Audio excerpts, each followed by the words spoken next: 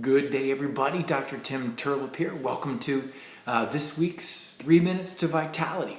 And this week we're going to talk about something that is really, I guess, very, very common, and more common than I had thought it was until the researchers started doing a little more digging on frequency after I saw a recent press release where we're seeing that artificial sweeteners, despite all the research that's showing the problems with them, are actually increasing in use.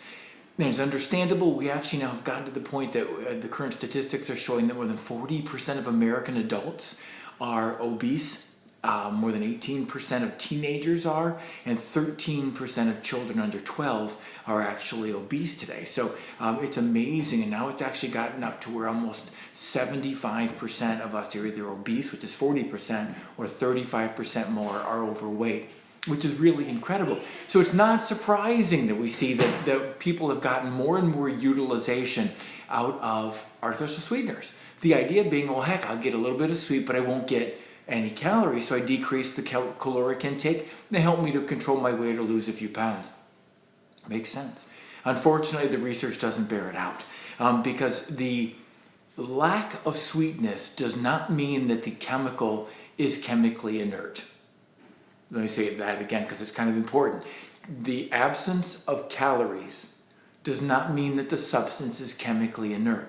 So if we're taking and ingesting it in, whether it's aspartame, NutraSweet, saccharin, which is the pink packets, or we're doing the Splenda, which is the yellow packets, and they each have a different trade name, sucralose and sac, and it doesn't matter really. So we've got predominantly the blue, the yellow, and the pink packets are the biggest offenders of this. So we look at them, we think that they'll be okay, but what we're really seeing is not only are they not metabolically inactive, they're actually inducing just as much harm, different kinds of harm, as the sugar that we're trying to prevent. So if we look at the number one reason why most people use them, we don't gain weight. Well, the research is showing us that the people who are using artificial sweeteners literally are gaining just as much weight and actually more than the people who actually use just regular sugar. Kind of a bummer. So people are actually using it to try and actually avoid that, and it doesn't do the trick. Unfortunately, diet soda utilization is still being incorporated by so many people, and current research is showing that just utilization of just 1 or 2 diet sodas a day for women over 50 increases their death from heart attack, stroke, and other metabolic disorders by greater than 29% on the first one, 23% on the second one, and like 19% on the third. And so you want to increase the risk of dying from anything, we'll have 1 diet soda a day. And again, doesn't that sound simple? Like it's not a big deal, 1 diet soda, right? But it really is a problem. It's amazing, from heart disease and stroke. We also see that type 2 diabetes, again, type 2 diabetics will typically use artificial sweeteners because they don't want the sugar.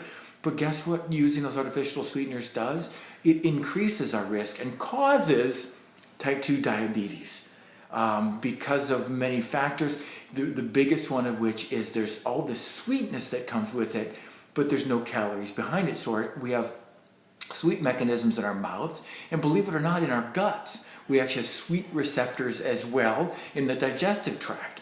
Well, we get the sweet stimulus, but there's no calories behind it. Whether it's a piece of fruit with sweet stimulus, or it's a piece of brownie, right, that actually has a sweet stimulus behind it. It should actually be sweet, stimulate the sweet receptors, get calories behind it, and create that mechanism of satisfaction. Unfortunately, we get the sweet, no calories, so we get this insulin dump, but no calories and glucose to deal with. So then insulin kicks up, that actually causes our bodies to actually increase the utilization of the glucose that's there, store fat, do the other things that elevated insulin does. So it actually, our bodies are induced to store fat, and we actually gain more weight. It creates a complete, it's referred to as a cellular dissonance, who cares? That actually where the body, again, it's got this thing where the sweet is there, the insulin kicks up, but there's no glucose. So then the body gets these mixed signals and doesn't know how to deal with glucose, and it really is there. And we get this cellular metabolic alteration because of the sweet stimulus with no calories and no glucose behind it. So we get all messed up, and it causes type 2 diabetes, as well as makes us fat, as well as induces increased risk of heart attack, stroke, and other causes of death. it's not a good thing to use. So if we're going to use an artificial sweetener of any kind, really the best one to use is stevia. It comes from an herb. It's simple.